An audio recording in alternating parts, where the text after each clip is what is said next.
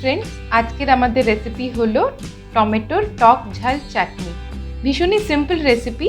तो एर जोन्नो आमी सर्षे तेल 2 टेबिल स्पून गरम करे नियेछि, तार मध्ये 1 टीस्पून सर्षे और एक शुकनो लंका दिए যতক্ষণ ওটা চটপট করে ফেটে যাবে তার মধ্যে আমি 20 থেকে 25 কোয়া রসুনকে ছোট ছোট টুকরো করে দিয়ে আগে একটু ভেজে নিলাম। তার মধ্যে আমি দিয়ে দিচ্ছি হাফ ইঞ্চ আদা, এটাও ছোট টুকরো কেটে নিয়েছি।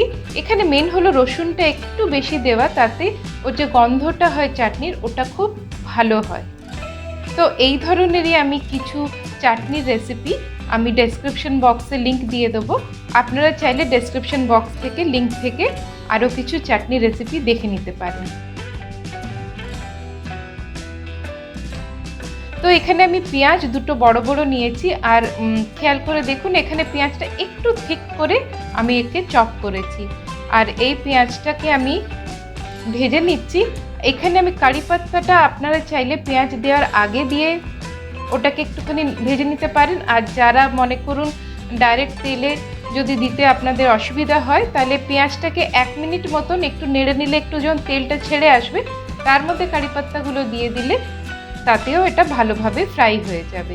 তো আমি মোটামুটি হালকা ব্রাউন হওয়া পর্যন্ত এগুলোকে ভেজে নিয়েছি। এইবারে আমি এর মধ্যে মেইন ইনগ্রেডিয়েন্ট যেটা টমেটো, এখানে আমি 8 থেকে 10টা টমেটো আপনারা ইউজ করতে পারেন, আর টমেটোকে একটু ছোট করে কেটে নেওয়াটাই ভালো, তাতে তাড়াতাড়ি ওটা মেল্ট হয়ে যাবে। আর এর মধ্যে আমি এখন দিচ্ছি 1 টিস্পুন নুন, কেন যখন হয়ে আসবে প্রথম দিকে একটু অল্প নুন দেওয়াই ভালো। আর দিয়ে দিয়েছি হাফ টিস্পুন আপনার টারমারিক পাউডার, আর আমি এখানে দিচ্ছি 10টা সবুজ লঙ্কা। তো লঙ্কার ঝালের উপরে ডিপেন্ড করে আপনারা আরেকটু বেশি দিলেও দিতে পারেন, কেন মেন হলো এর রসুনটা একটু বেশি আর লঙ্কাটা একটু বেশি, এই দুটো বেশি।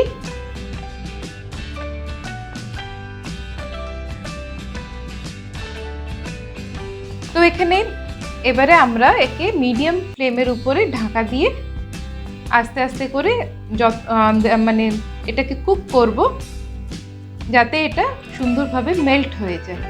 তো এখানে আমার এটা চাটনির টমেটোটা মেল্ট হয়ে এসছে অনেকটাই।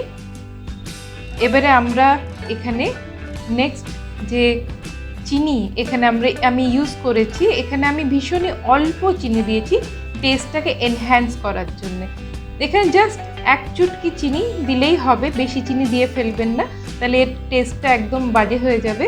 আর শুকনো লঙ্কা গুঁড়ো আপনাদের টেস্ট অনুযায়ী দেবেন। আমি এখানে 1 টিস্পুন দিয়েছি, কেন লঙ্কা যেটা দিয়েছিলাম কাঁচা লঙ্কাটাই বেশি দেওয়াটাই বেশি বেটার, ওর ফ্লেভারটা বেশি ভালো আসে।